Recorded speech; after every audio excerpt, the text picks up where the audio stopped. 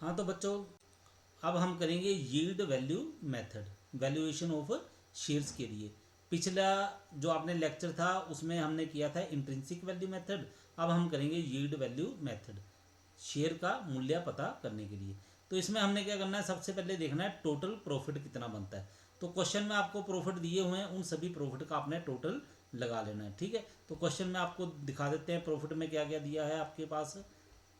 ठीक है, तो ये आपके पास प्रॉफिट दिए हुए हैं 92 लाख, ठीक है, 88 लाख और 96 लाख, 3 साल के दिए हैं। इन 3 साल का जो प्रॉफिट है इसको आप प्लस कर लो, तो प्लस करके आपके पास बन जाएगा 276 लाख। लेस बैड डेट्स, पिछले लेक्चर में आपको बताया था 8 लाख रुपए के डेटर्स जो थे वो बैड हो गए थे। क्वेश्चन में देख लेते हैं, क्वेश्चन में भी लिखा हुआ है, एडजस्टमेंट में बताया हुआ है। ठीक है, ये देखो ये लिखा हुआ है, out of the total debtors it is found that debtors of for rupee 8 lakh are bad. 8 lakh के डेटर्स जो हैं वो बैड हो गए हैं। ठीक है, तो उनको हमने लेस कर देना है, तो देखना है हमारे पास प्रॉफिट कितना बचेगा। लेस बैड डेट्स 8 लाख, तो हमारे पास प्रॉफिट बचा है 268 लाख।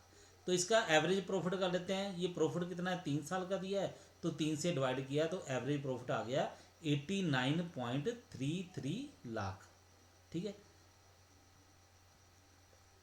उसके बाद हमने देखा था कि ये जो प्लांट एंड मशीनरी है इसका मूल्य कम हो गया था। ठीक है, तो मूल्य कम हो गया था तो इससे क्या होगा, डेप्रीशिएशन भी कम हो जाएगा। और अगर डेप्रीशिएशन कम होता है तो इससे क्या होगा, प्रॉफिट बढ़ जाएगा। तो यानी कि हमने क्या करना है, इसको ऐड कर लेना है एवरेज प्रॉफिट में। ठीक है, तो डेप्रीशिएशन कम होने से प्रॉफिट क्यों बढ़ जाएगा, क्योंकि डेप्रीशिएशन जो है उसको हम एक खर्च मान के चलते हैं। अगर खर्चा कम होगा, ठीक है, तो एक्सपेंडिचर अगर कम होता है तो इससे क्या होगा, प्रॉफिट बढ़ जाएंगे। ठीक है, तो यहाँ पे आपको क्वेश्चन में फिर दिखा देते हैं। तो ये देखो प्लांट एंड मशीनरी पहले था 130 लाख का, ठीक है, और अब कितना हो गया प्लांट एंड मशीनरी 120 लाख का। तो इसका मतलब है 10 लाख रुपए का फर्क पड़ गया है। और 10 लाख का ये जो डेप्रीशिएशन लगना है प्लांट एंड मशीनरी के ऊपर, ये कितना कहा गया है, ये 15% कहा गया है। ठीक है, 10 लाख के ऊपर 15% करोगे तो आपके पास डेप्रीशिएशन जो है वो आ जाएगा आपके पास 1.50 लाख। ठीक है, तो ये आपके पास डेप्रीशिएशन आ गया। डेप्रीशिएशन को ऐड करोगे तो आपका प्रॉफिट बन जाएगा 90.83 लाख। इसी प्रकार लैंड एंड बिल्डिंग है, उसका मूल्य बढ़ गया था। ठीक है, कितना मूल्य बढ़ा था, हमने उस समय टोटल लगाया था 130 लाख का मूल्य बढ़ गया था। देख लेते हैं फिर हम लोग क्वेश्चन में। ठीक है, ये देखो लैंड एंड बिल्डिंग 110 लाख की थी, और नया मूल्य जो था लैंड एंड बिल्डिंग का वो बन गया था 240 लाख, यानी कि 130 लाख बढ़ गया था। तो 130 लाख के ऊपर डेप्रीशिएशन लगाना है 10%। ठीक है, 10% यहाँ पे लिखा हुआ है। ठीक है, land and building have been depreciated at 10% respectively.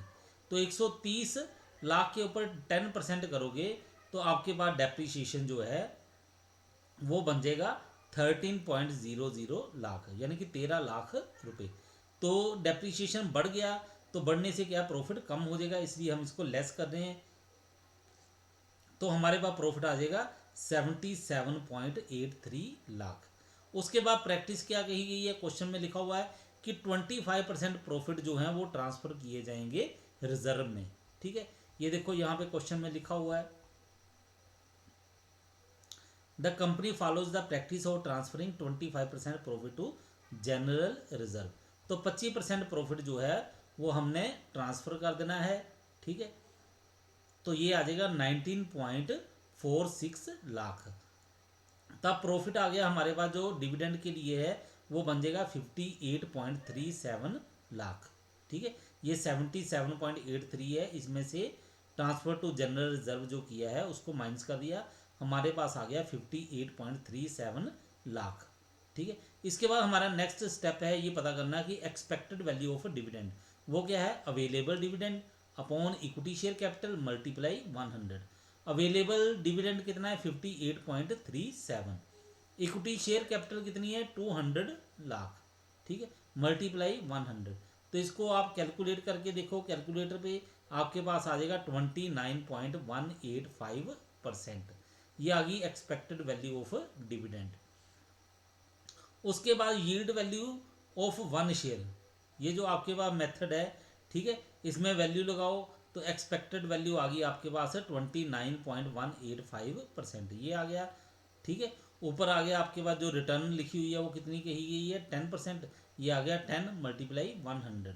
ठीक है, तो ये रिटर्न बताई हुई है। ठीक है, यहाँ फिर जिसको हम बोल देते हैं कि नॉर्मल प्रॉफिट का रेट है, ठीक है, या रेट ऑफ नॉर्मल प्रॉफिट वो है 10%, तो ये 10 लिख दिया, 10 मल्टीप्लाई 100, तो ये आ गया ₹291.85।